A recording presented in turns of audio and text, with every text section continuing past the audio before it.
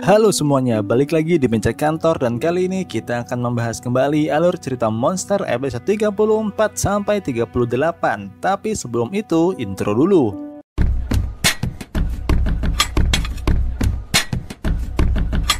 Keesokan harinya, Lotte berniat menjenguk Johan yang sedang dirawat di rumah sakit. Sayangnya, Johan sudah pulang sebelum ia tiba di sana. Wanita penjaga perpustakaan yang juga ingin menjenguk Johan lalu memberitahu pada Lotte kalau Johan pingsan hanya karena melihat sebuah buku bergambar. Sementara itu, Johan mendapat sebuah surat tanpa nama pengirim. Di saat membaca surat itu, dia pun hanya tertawa seperti seorang psikopat. Pada malam harinya, Johan pergi mengunjungi sebuah distrik lokasi prostitusi untuk menemui wanita yang menyamar sebagai Margot Langer yang telah pindah ke kawasan itu. Wanita itu pun sangat senang karena Johan mau memenuhi undangannya. Di sana kemudian terungkap bahwa wanita itu dulunya berteman dengan Ibu Kar saat masih bekerja sebagai wanita micet. Kala itu Ibu Kar menceritakan padanya mengenai hubungannya dengan Hans dan juga keberadaan Kar. Setelah Ibu Kar terbunuh, ia lalu menggunakan nama Margot Langer untuk menipu Hans. Wanita itu juga tahu kalau Johan telah melakukan hal yang kurang lebih sama dengannya, yaitu dengan berpura-pura bergaul bersama anak Hans agar bisa mendekati milioner tua tersebut. Ia juga sudah mendengar kabar bahwa Johan kini telah menjadi sekretaris pribadi Hans. Wanita itu kemudian mencoba memeras Johan dengan meminta sejumlah uang yang didapat oleh Johan atas posisinya tersebut. Jika tidak, maka pacarnya yang berada di balik pintu ini akan menghabisinya. Alih-alih merasa takut, Johan malah berkata kalau dia sempat berpikir telah pergi ke tempat paling gelap di dunia. Tapi nyatanya dia masih menemukan tempat lain yang lebih gelap. Setelah mengatakan itu, Johan lalu beranjak dari kursinya dan hendak pergi dari sana. Wanita itu segera meminta pacarnya untuk keluar untuk menghentikan Johan. Tapi bukannya menghentikan Johan, pacarnya malah menodongkan sebuah pistol di kepalanya dari belakang. Ternyata pacar dari wanita itu tak lain dan tak bukan adalah Roberto. Tak jauh dari tempat itu, di sebuah klinik yang menjadi tempat pengobatan para imigran, terlihat Tenma juga ada di sana sedang menunggu dalam antrian. Melihat orang-orang yang sudah semakin ribut, Tenma kemudian masuk ke dalam ruang perawatan untuk menemui sang dokter. Namun dirinya malah mendapati seorang gadis yang sedang menjahit luka seorang pasien. Setelah melihat pekerjaannya, Tenma langsung sadar kalau gadis itu bukanlah seorang dokter. Tenma kemudian mengajari gadis itu bagaimana cara melakukannya dengan benar. Setelah semuanya selesai, gadis itu seketika jatuh pingsan karena kelelahan. Saat tersadar, gadis itu kemudian bercerita jika dulu ayahnya merupakan seorang dokter yang sering membantu para imigran di kota tersebut.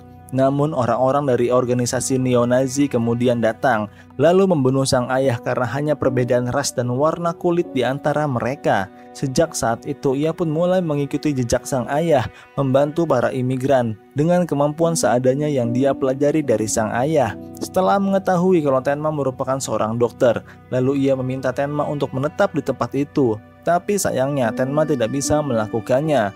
Tenma lalu memperlihatkan sebuah artikel koran pada gadis itu mengenai wanita yang mengaku sebagai Margot Langer yang ditemukan tewas di kamarnya. Ternyata gadis itu merupakan orang pertama yang melihat jasadnya di TKP. Gadis itu lalu berkata kalau dia dipanggil oleh seseorang ke sana saat kejadian. Saat berada di sana, dia tak merasakan motif apapun selain pembunuhan yang murni. Dengan semua itu, lantas membuat Tenma sangat marah. Sebelum mereka berpisah, Tenma kemudian meminta gadis itu untuk belajar lebih giat lagi.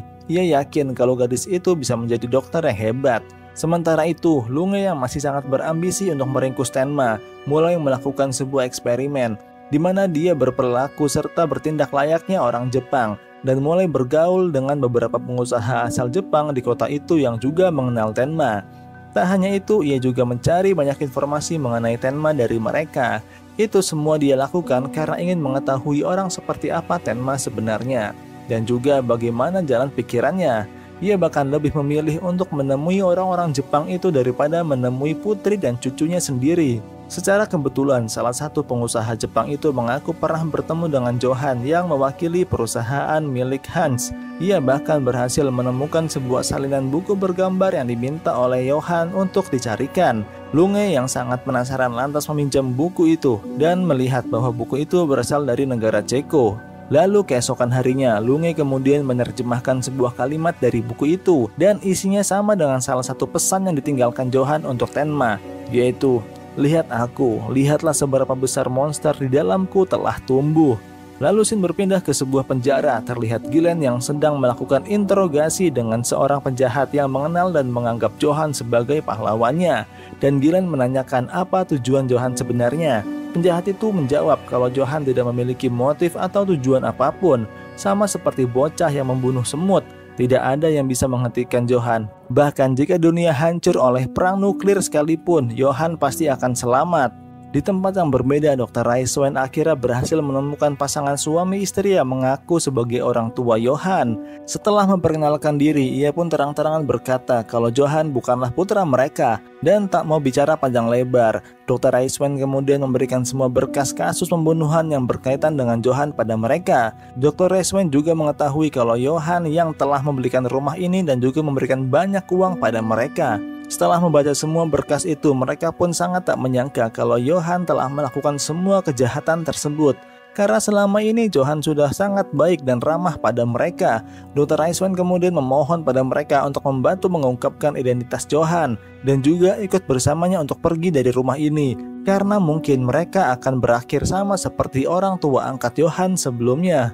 Namun pasangan itu seakan tak peduli sama sekali dengan semua kejahatan yang telah dilakukan oleh Johan dan lebih memilih untuk tetap tinggal di rumah tersebut. Dr. Raiswen pun tidak bisa berbuat apa-apa lagi dan segera pergi dari rumah itu. Gillen dan Dr. Raiswen pun kini menemui jalan yang buntu. Setelah kematian wanita yang mengaku sebagai Margot Langer dan juga orang tua Johan yang tak mau membantu, semua itu membuat Dr. Raiswen merasa frustasi. Ia pun tak punya pilihan lain selain memberitahu langsung mengenai Johan pada Hans. Di sisi lain, pihak penyelenggara acara donasi buku Hans mulai kewalahan. Hal itu dikarenakan semakin bertambahnya para peserta acara yang akan berlangsung besok. Terlihat pula Tenma yang memasuki perpustakaan itu dengan membawa sebuah senapan yang sudah dia persiapkan. Di saat dia sedang mengamati panggung acara, Lotte tiba-tiba muncul dan menghampirinya. Dia meminta bantuan untuk mengambil salah satu buku yang ada di rak, di mana itu merupakan buku yang dibaca Johan sebelum dia pingsan. Setelah itu, Tenma kemudian mengambil posisi di atas sebuah rak untuk membidik Johan. Dia pun bermalam di tempat sempit itu sambil menyesali keputusannya dulu yang telah menyelamatkan Johan waktu dia masih kecil. Setelah itu, beruntungnya Tenma karena seorang petugas keamanan yang sedang berkeliling tidak menyadari keberadaannya. Di sisi lain, Dr. Raiswen akhirnya bisa bertemu dengan Hans. Dan tanpa diduga, Hans sudah tahu kalau Dr. Raiswen datang untuk menanyakan hal tentang Johan.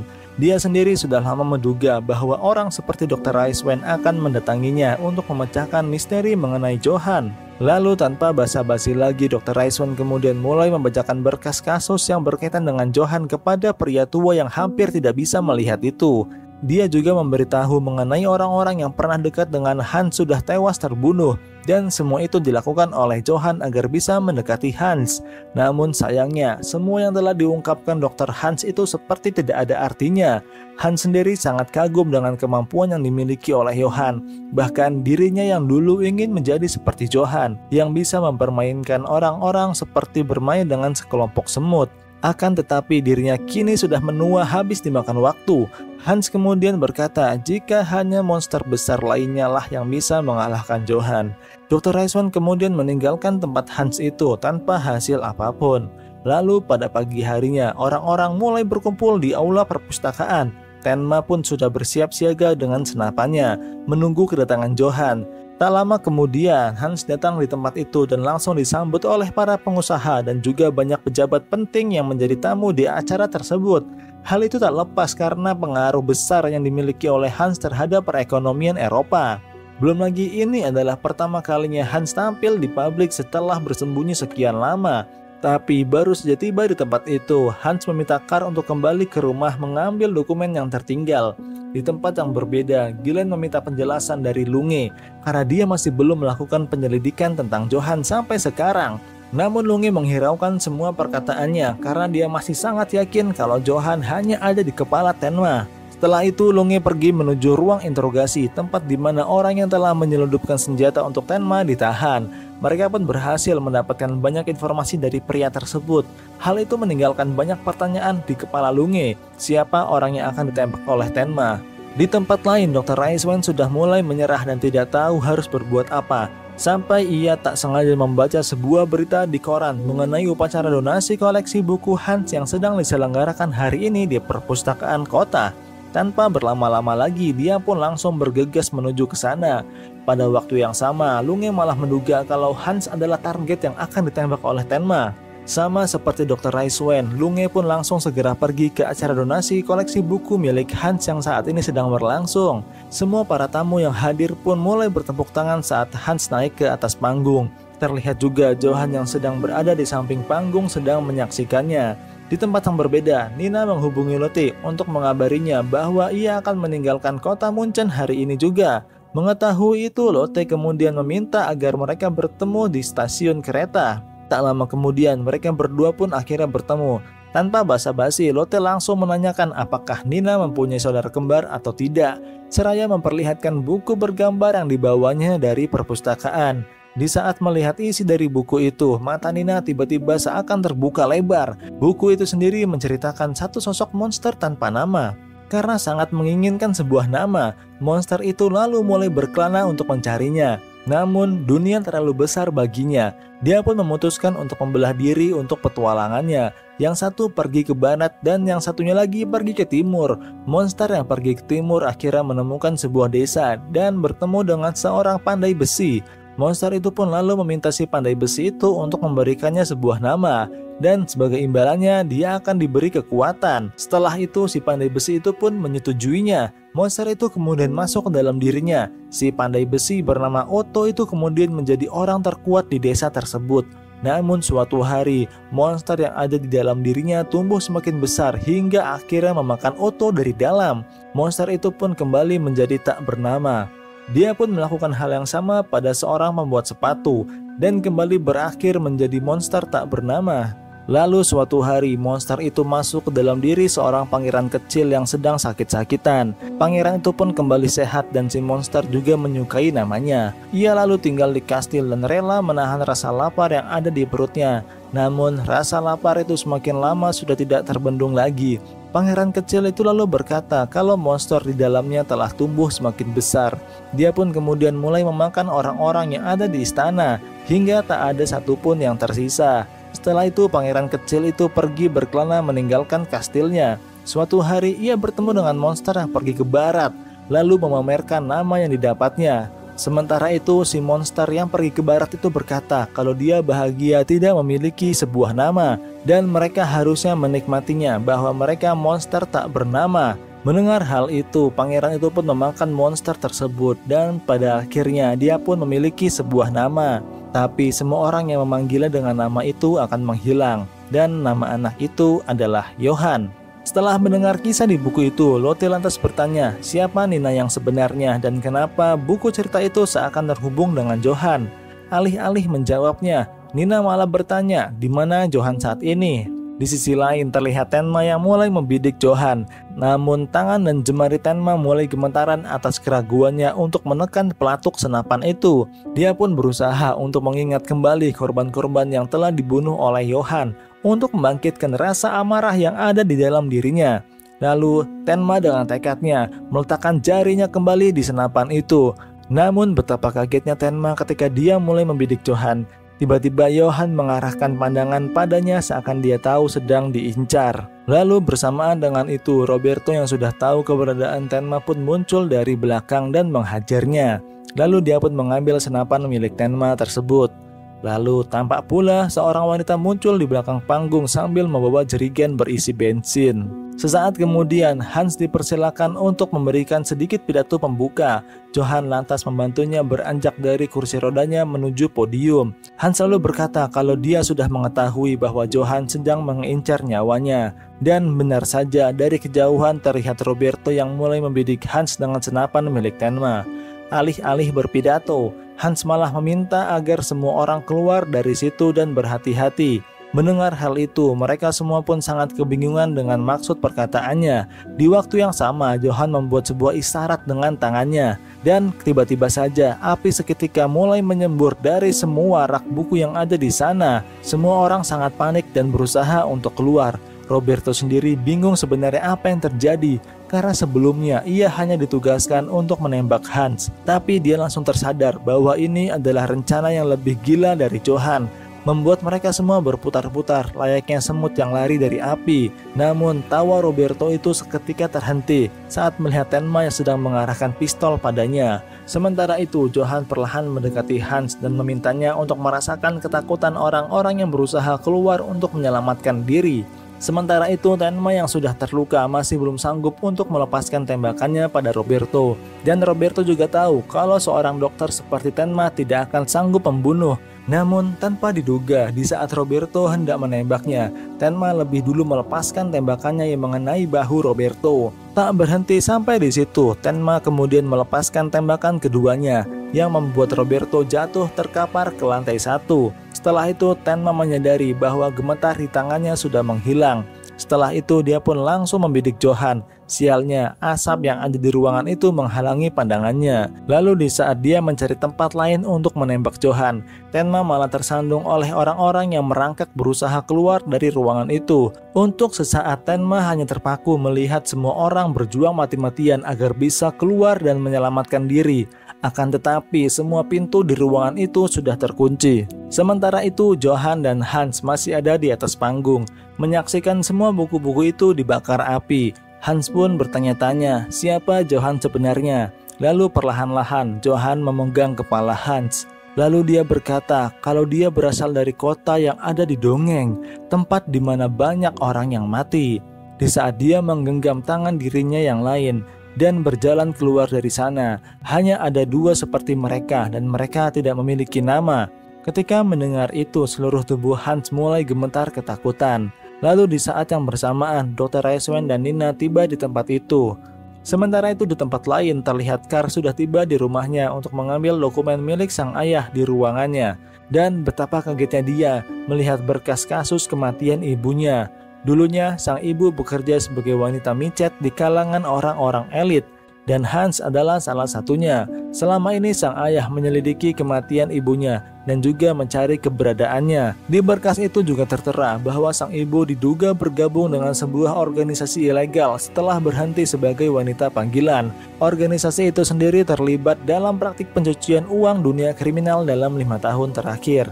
Sang ibu juga diketahui tinggal di sebuah apartemen dengan seorang pemuda berusia 18 tahun tanpa diketahui apa hubungan mereka. Namun pada tanggal 2 November 1955 atau 2 tahun yang lalu, Margot Langer ditemukan tewas di jalanan dan hingga kini pelakunya belum bisa ditemukan. Di antara berkas itu juga terdapat salinan sebuah surat yang dikirim sang ibu pada seorang teman sebelum kematiannya. Dalam surat itu sang ibu menceritakan kerinduannya pada Kar dan juga seorang temannya yang tertangkap di perbatasan saat mereka berusaha kabur dari Ceko. Setelah beberapa waktu, dia mendengar kabar bahwa temannya itu memiliki seorang anak kembar dan hidup bahagia.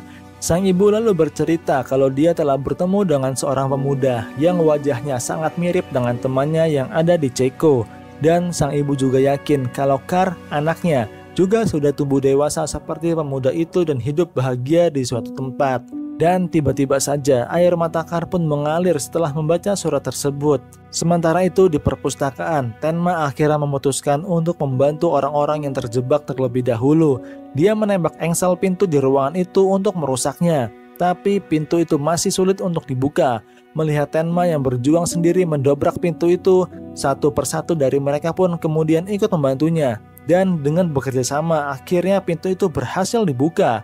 Setelah memastikan semua orang telah keluar, Tenma kembali masuk ke dalam untuk menuntaskan misinya. Di waktu yang bersamaan, Nina berhasil masuk dan melihat seluruh tempat itu telah porak-poranda. Sesaat kemudian, Tenma akhirnya menemukan Johan yang masih bersama Hans di atas panggung. Di saat itu juga Tenma berusaha untuk membidik Johan. Bukannya merasa takut, Johan malah berjalan perlahan mendekati Tenma, seraya menunjuk dahinya untuk ditembak oleh Tenma. Tenma pun hendak melepaskan tembakannya saat Johan sudah tepat di depannya. Namun tiba-tiba Nina muncul dan meminta Tenma untuk berhenti, karena menghentikan Johan sudah menjadi tugas dari Nina. Dan dia juga tidak ingin membuat Tenma menjadi seorang pembunuh. Hal yang sama pun juga dipikirkan Tenma terhadap Nina. Tenma pun mulai membidik Johan kembali yang kini ada di kebulan asap. Akan tetapi Nina terlebih dahulu melepaskan tembakan ke arah Johan. Namun sial bagi Nina, panggung yang sudah terbakar itu tiba-tiba roboh dan menimpa dia dan Tuan Hans.